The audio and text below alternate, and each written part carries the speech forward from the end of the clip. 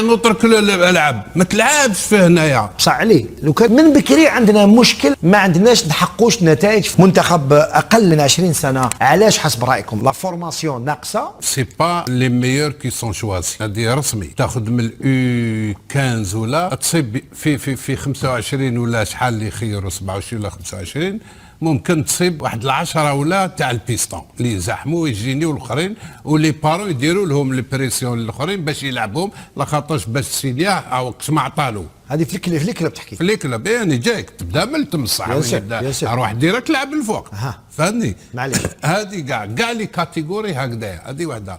وسيرتان كاتيجوري سيرتو كي تبدا تطلع نقولوا يو 16 يو 16 يو 17 وكذايا با مال دو كلوب طيب اللي نقولوا سوا ديزون لي ميور لونترينور هذا غير يحاوزوه من التم ولا يروح يدي معاه هذوك لي جوار. هذوك لي جوار يولوا شغل عارف بالرحاله في هذا الكلوب من بعد يروحوا لهذاك الكلوب يعني اوتوماتيزم اني سيريو. وهذا مشكل حسب بيان سير مشكل. انا اليوم احنا رانا نلعبوا في هذا الكلوب موالفين نلعبوا كيف وكذا ونا طالعين من بعد تروح تدينا نروحوا للهي سي نوتر امبيونس سي نوتر كولتور سي نوتر نوتر انفيرونمون ماشي كيف ومن بعد هذاك ما تجي تولي كي تلحق نتايا 16 سنه ونص نبداو ب 16 سنه ونص نورمالمون سي تيرميني لو جوار هذاك في الكلوب هذاك يقعد يلعب في الكلوب تاعو هذا راهم ترودا ديجا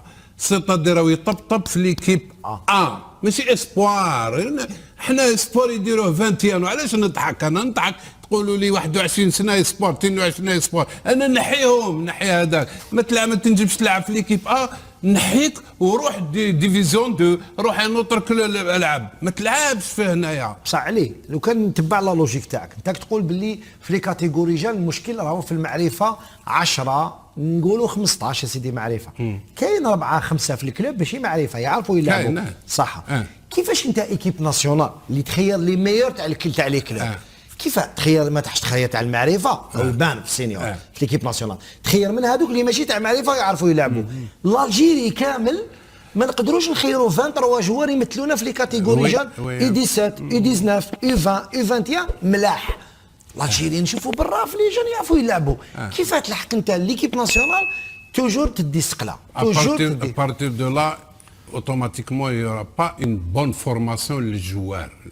كي نقول الجوار اللي هادو اللي راك تقول لي ميور الملاح يعني انت يا الجوار هادو ما كاع واحد فيهم ما يلعب في ليكيب ميم با كونفوكي في ليكيب صح ميم با كونفوكي لا لعب ولا لعب يا ربي في لي زيسبوار فهمني.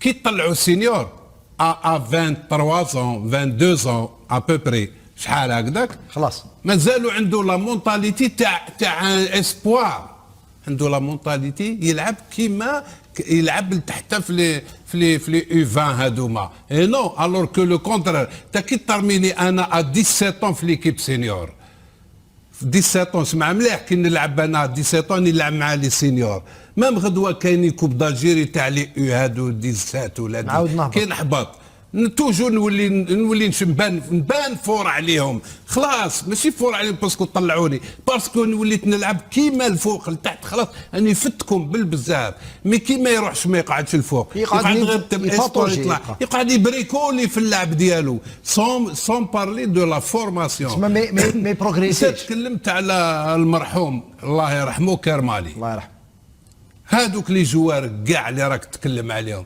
كاع كانوا يلعبوا في لي زيكيب كاع في المستوى كاع يلعبوا في لي زيكيب في القمه لولا اني غلط قول لي محمد يلعبوا كاع صح رحماني الله يرحمه الجارديان كاع كانوا يلعبوا كاع يلعبوا في النيفو هذاك في النيفو ماشي النيفو هذا تاع هذا في النيفو هذا كانوا يلعبوا سينو. كيفاش انت من بعد ما يدير لك ريزولتا يدير لك ريزولتا يمكن عندك اسباب اخرى محمد قاسي سعيد حسب ما قول ما سمعت لحد الان انت لعبت سينيور في ليكيب تاعك وانت في عمرك شفنا الصوره لعبت مع بوعلى مع ميروش في عمرك 16 سنه ونص عليه كيف الان البارح سمعنا شكون لاعب البارح 15 سنه في ايطاليا، جوار لعب 15 سنه 15 وكلك قريب 16 ما لحقش 16 مازال ما يروحش بعيد. شوف يا مال برك تاع البارسا يامان تاع يلعب في ليكيب ديسبان صح، يلعب في ليكيب ديسبان هذا ما 16. لحقش هذا ما لحقش 15 سنه. كان زورو يلعب في انا نادي باش نعقب رضوان في ميلان باش نعقب على كلام ماشي في سامبدوريا ولا في ميلان اصلا، راه يلعب في ميلان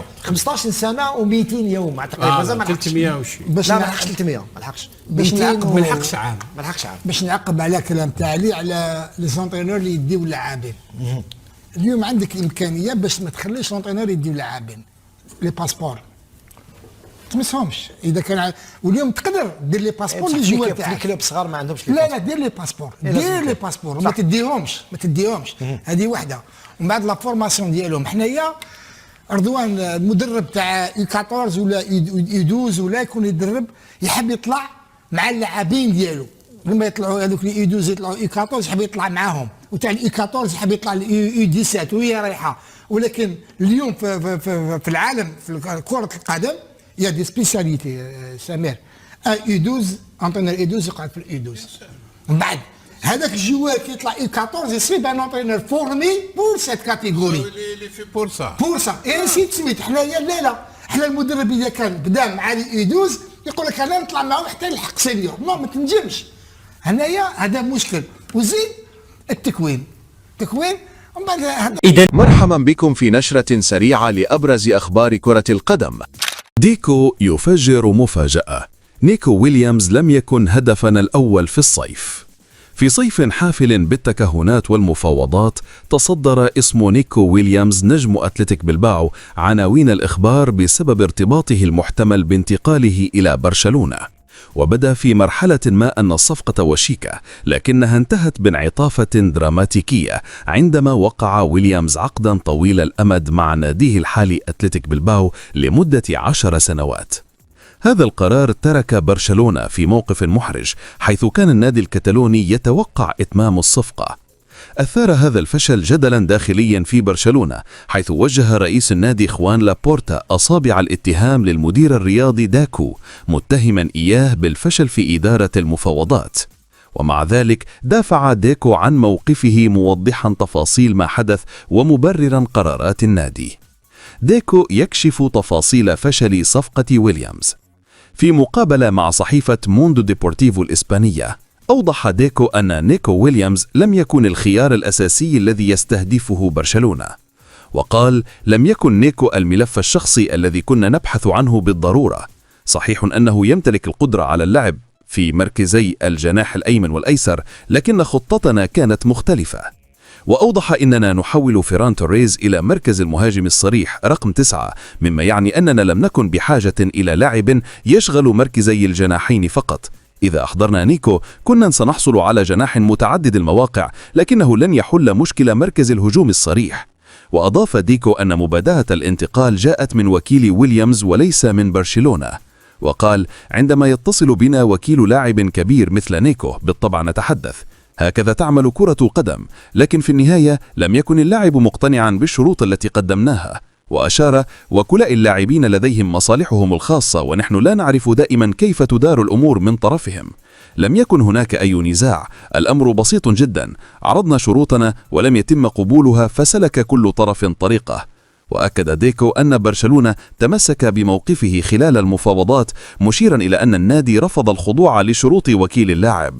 وقال: وضعنا شروط النادي وأصرنا على ألا نفرط في تقديم تنازلات. قدمنا عرضا ومنحنا مهلة للرد، لكنهم لم يستجيبوا فقررنا المضي قدما. لا يمكن لأي لاعب أو وكيل أن يفرض شروطا على برشلونة. برشلونة يتحول لراشفورد. بعد فشل صفقة ويليامز تحرك برشلونة بسرعة لتعزيز خطه الهجومي بالتعاقد مع ماركوس راشفورد على سبيل الإعارة من مانشستر يونايتد. المهاجم الإنجليزي أحدث تأثيرا فوريا مع الفريق الكتالوني، حيث سجل هدفين وقدم 3 تمريرات حاسمة في جميع المسابقات. هذا الأداء القوي ساعد برشلونة على الحفاظ على سجل خال من الهزائم وتصدر ترتيب الدوري الإسباني بعد 7 جولات.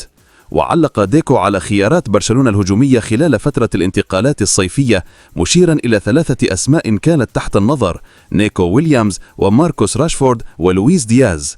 وقال: كنا ندرك أن هناك نقصا في الخيارات الهجومية مقارنة بتشكيلة الموسم الماضي. توقعنا أن يتولى أنسو فاتي دوعا محوريا، حيث كان قادرا على اللعب كجناح أيسر أو مهاجم صريح، لكنه عانى من إصابات وتحديات جعلت الأمور صعبة، لذلك كنا نبحث عن لاعب يمكنه سد هذه الفجوة.